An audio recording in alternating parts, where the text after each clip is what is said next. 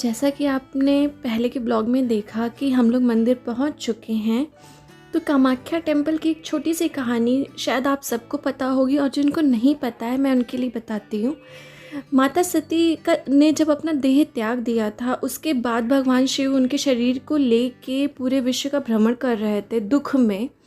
तो उनके मोह को भंग करने के लिए भगवान विष्णु ने अपने चक्र से माता सती के 51 टुकड़े कर दिए थे। तो उसमें से एक टुकड़ा यानी उनका योनि भाग यहाँ पे गिरा था, जो कामाख्या टेम्पल के नाम से फेमस हुआ है।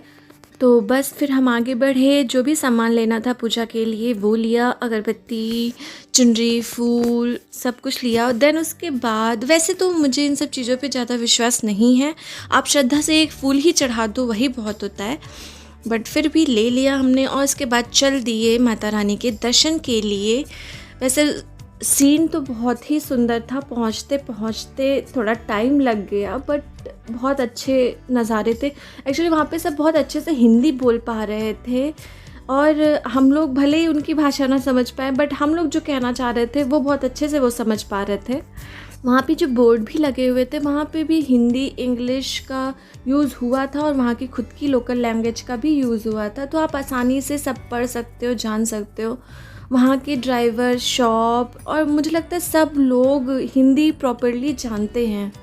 ऐसे सुंदर सुंदर घर देखते हुए हम लोग आगे बढ़ ही रहे थे कि सामने से एक बच्चा आ रहा था रोते हुए, और उसके पापा उसे डांट लगा रहे थे। तो हम लोग सोच रहे थे कि बताओ, हम लोग को थोड़ा सा चढ़ाई चढ़ने में इतनी थकाई हो रही है, और ये बच्चे सुबह सुबह स्कूल जा रहे हैं, रोते भी लगते जैसे भी। बट फिर वो लोग निकल गए और हम लोग भी मंदिर की ओर आगे बढ़ गए।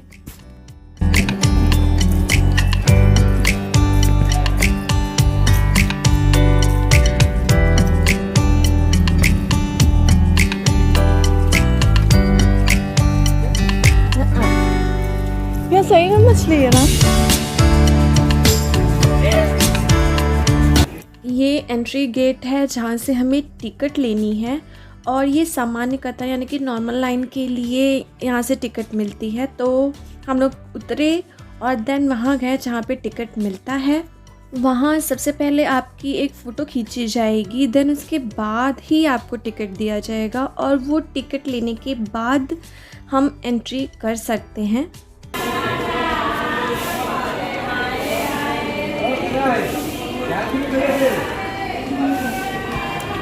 ये पेमेंट कब करना है वैसे? नॉर्मल लाइन से जाने के लिए आपको कोई पेमेंट नहीं करना रहता है, बस वो आपको एक टिकट देंगे जिससे आप एंट्री कर सकते हैं।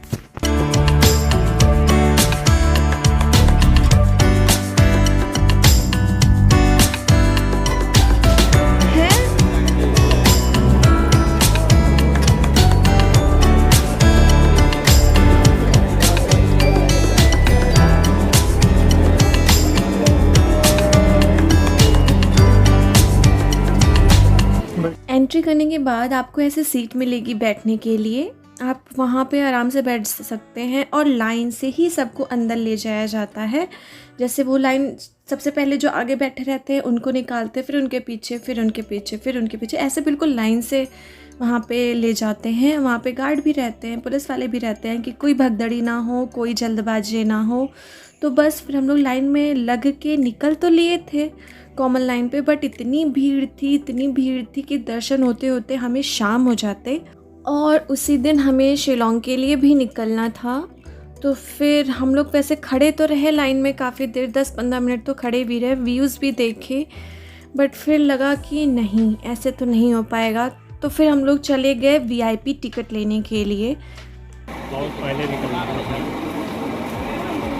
अभी यहाँ चक्कर लगाने में कितना टाइम लग जाएगा? देखिए, तो हम और राम निकल गए VIP टिकट लेने के लिए। वहाँ पे जो भैया थे, गार्ड थे, उन्होंने कहा कि अब तो शायद टिकट मिलना मुश्किल है, क्योंकि 7 बजे काउंटर बंद हो जाता है, और 7 बजने में सिर्फ और सिर्फ 10 मिनट बचे हुए थे। तो किसी तरीके से भागते भूगते हम लोग पहुँच गए टिकट काउंटर पे। वैसे लाइन लंबी थी, बट फिर ये हुआ कि चलो देखते हैं टिकट मिलता है कि नहीं, दर्शन लिखा है कि नहीं।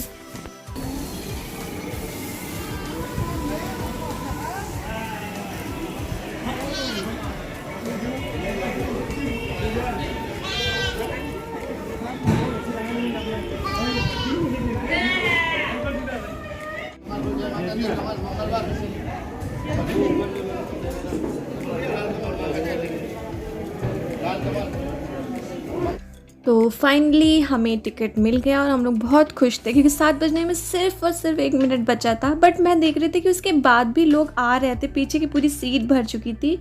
आई थिंक 7 बजे तक लास्ट टाइमिंग नहीं होगी, वरना इतने लोग बाद में भी नहीं आ पाते क्योंकि हमारे जाने पर 7 बजने में सिर्फ और सिर्फ 1 मिनट बचा था। तो यहाँ पे सबसे पहले बैठने की व्यवस्था थी कि जिन्होंने भी टिकट लिया था VIP, वो पहले बैठते थे यहाँ पे, उनको वेट कराया जाता था। वैसे यहाँ पे AC वेसी की फुल व्यवस्था थी। फिर यहाँ से ले जाया जाता था मंदिर की ओर। तो यहाँ पे लगभग हम लोगों ने 1 घंटा तो वेट किया ही किया होगा।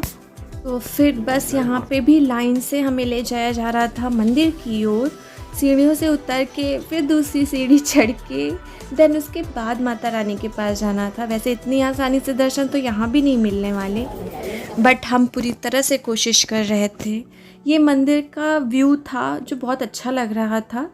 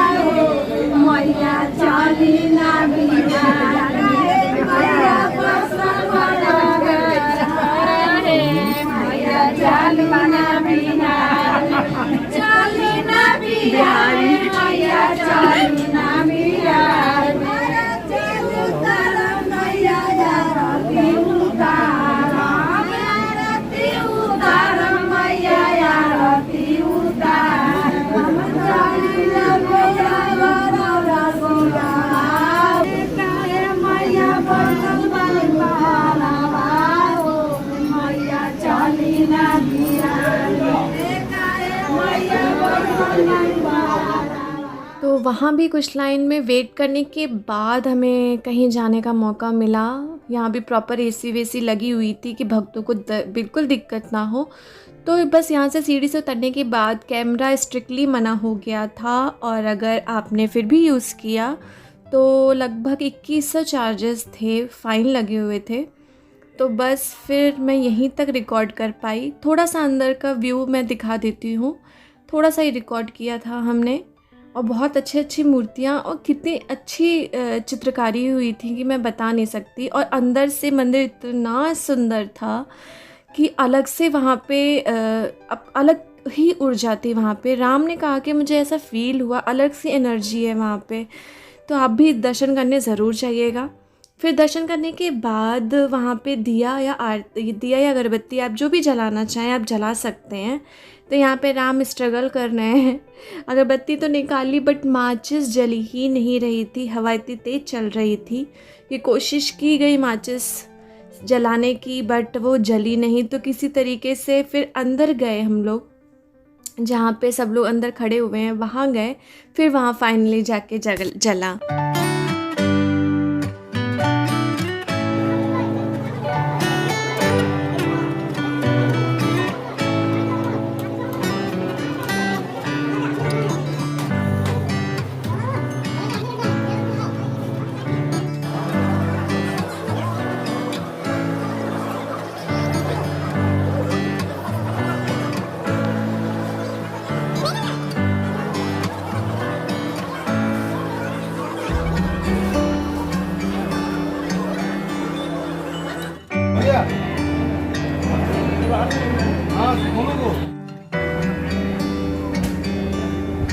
आप इस गेट से भी एंट्री कर सकते हैं, जहाँ पे आपको सीधे जाने पे ही VIP टिकट या सरकारी टिकट मिल जाएगा। और इसके अपोजिट साइड यानी कि लेफ़्ट साइड जाने पर आपको सामान्य कतार यानी कि कॉमन लाइन मिल जाएगी। तो बस आज का व्लॉग यहीं तक, फिर मिलते हैं। तब तक के लिए मेरे यूट्यूब चैनल को लाइक शेयर एंड सब्सक्राइब ज़रूर कर दीजिएगा और बेल आइकन ज़रूर प्रेस कर दीजिएगा। Thank you for watching. Tata bye bye.